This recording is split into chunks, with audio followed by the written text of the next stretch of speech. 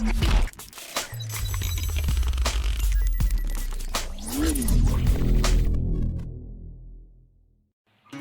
علیکم ګرانو کتونکو. نن به موږ ستاسو وړاندې ټیمرینډ رایس یا د املی ذایقې والا روجې تیارو.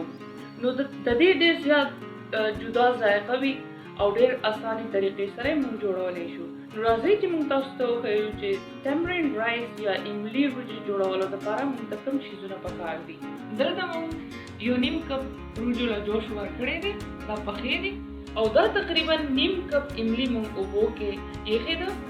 2 سره وچکړي مرچ کې چڼو دال او ماش دال، یو وړې چمچې برابر شړشم او تخم.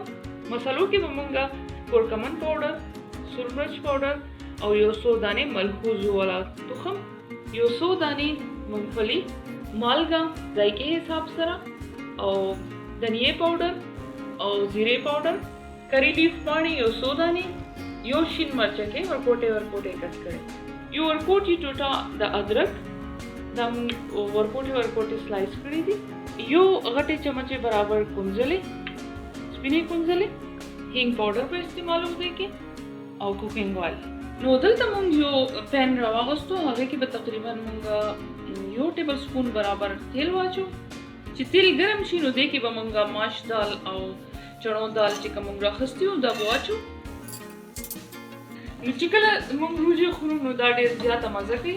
دا دال چې کم وي دا پکې ډېر زیات کرنچي ذایقه راولي. نو داسې یو منټ نیم به یې مونږ ټوسټ کړو، بیا به پکې نور شیزونه اچو. اوس به مونږ دې کې مونږفلي دانې هم واچو، سره مرچ به پکې واچو، شړشم تخم به پکې واچو او دې کې مونږ کری لیف هم واچو.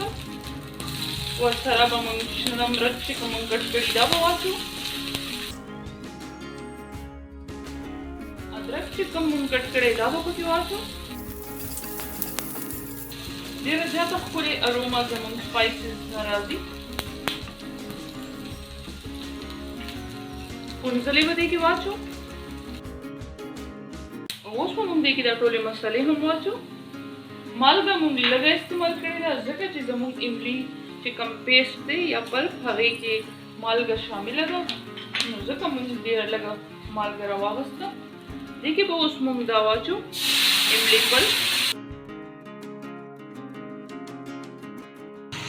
نو لږ ساعت به مونږ دا داسې پوخ کړو او چمچې سره به یې دغه کوو چې ونه نښلي یا ونه سوځي. نو چې کله تاسو املی کې اوبه اچوئ نو خیال ساتئ چې ډېرې زیاتې اوبه نه وي، بس دومره وي چې املی پکې نرمه شي.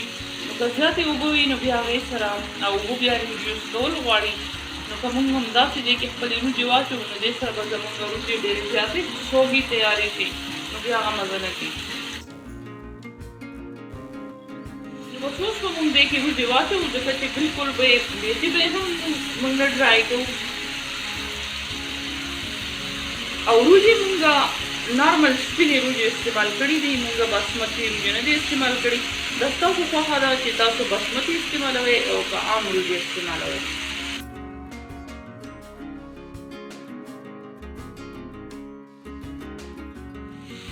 دا هر څه به مونږ ډېر ښې طریقې سره مکس کړو چې د املی پلپ او دا مسالو کې زموږ ټولې روجې مکس شي. بیا به دې سره ډېر زیات خوندوره ذایقه راځي روجو کې. نو چوله مونږ بند کړه، زموږ روجې اوس تیارې دي. دا به اوس مونږ یو پلیټ کې واچوو. د کری لیف سره چې کوم ډکې مکې دي دا به ترې وباسئ. نو تاسو ته ښکاري چې څومره بیلنس زموږ یو میل تیار شو. دې کې پروټین هم شته، پروټین به موږ ته مونږفلي نه میلاویږي. نو دې نه علاوه نور هم دې کې ټول شیزونه شته. نو دا تاسو تیارولی شئ، لنچ باکس کې هم استعمالولی شئ. نو ګرانو کتونکو تاسو وکتل چې املی روجې جوړول څومره اسان دي او دې کې دومره زیات فلیورز دي چې دې باندې برنا اچولو د لپاره چټني یا کری هیڅ ضرورت مونږ ته نشته. دا یو کمپلیټ میل دی. نو تاسو هم خامخا ټرای کړئ املی رایس جوړول. د ویډیو تاسو خوښه شوی وي نو بیا دې له لایک ورکړئ، زموږ چینل سبسکرایب کړئ، خپل ملګرو سره شیر کړئ. ویډیو کتلو دپاره تاسو ډېره مننه. خپل ډېر خیال ساتئ. الله په امان. یو ښه ورځ درته غواړم.